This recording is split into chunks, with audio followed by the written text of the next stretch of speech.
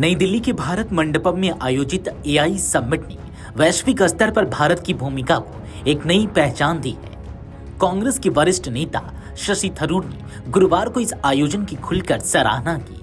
उन्होंने कहा कि कार्यक्रम के शुरुआती दिन बेहद सफल रहे और कुछ तकनीकी गड़बड़ियां बड़े आयोजनों में सामान्य बात है। समाचार एजेंसी एएनआई के अनुसार थरूर ने कहा कि इस समिट की सबसे बड़ी विशेषता दुनिया भर के राष्ट्रपतियों, प्रधानमंत्रियों और वैश्विक नेताओं की भागीदारी रही।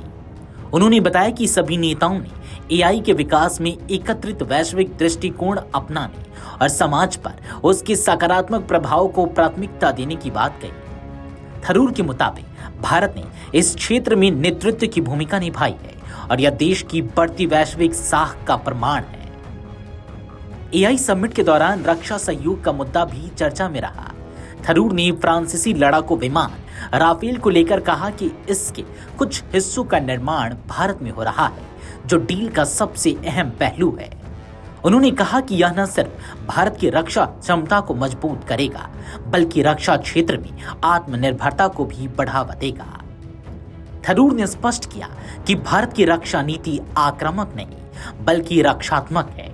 उन्होंने कहा, हम जंग में जाने के लिए नहीं, बल्कि यह सुनिश्चित करने के लिए तैयारी करते हैं कि कोई हमें कमजोर समझकर युद्ध की सोच भी न सके। इस मुद्दे पर उन्होंने केंद्र सरकार का समर्थन करते हुए कहा कि राष्ट्रीय सुरक्षा के मामलों में राजनीतिक मतभेदों के ऊपर उठना चाहिए।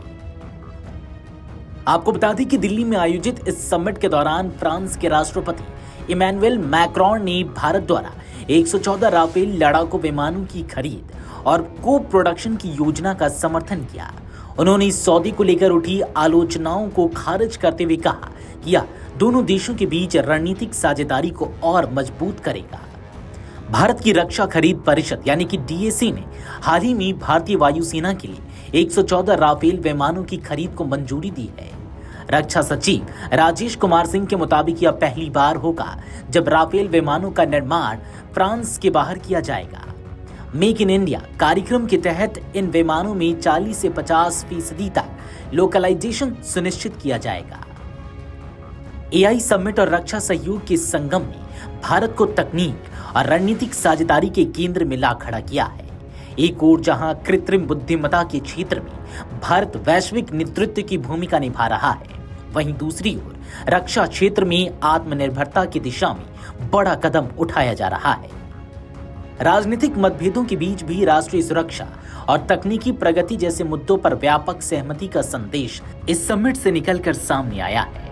अब नजर इस बात पर रहेगी कि एआई सहयोग और राफेल को प्रोडक्शन की ये पहले आने वाले वर्षों में भारत की रणनीतिक और तकनीकी स्थिति को किस तरह मजबूत करती है।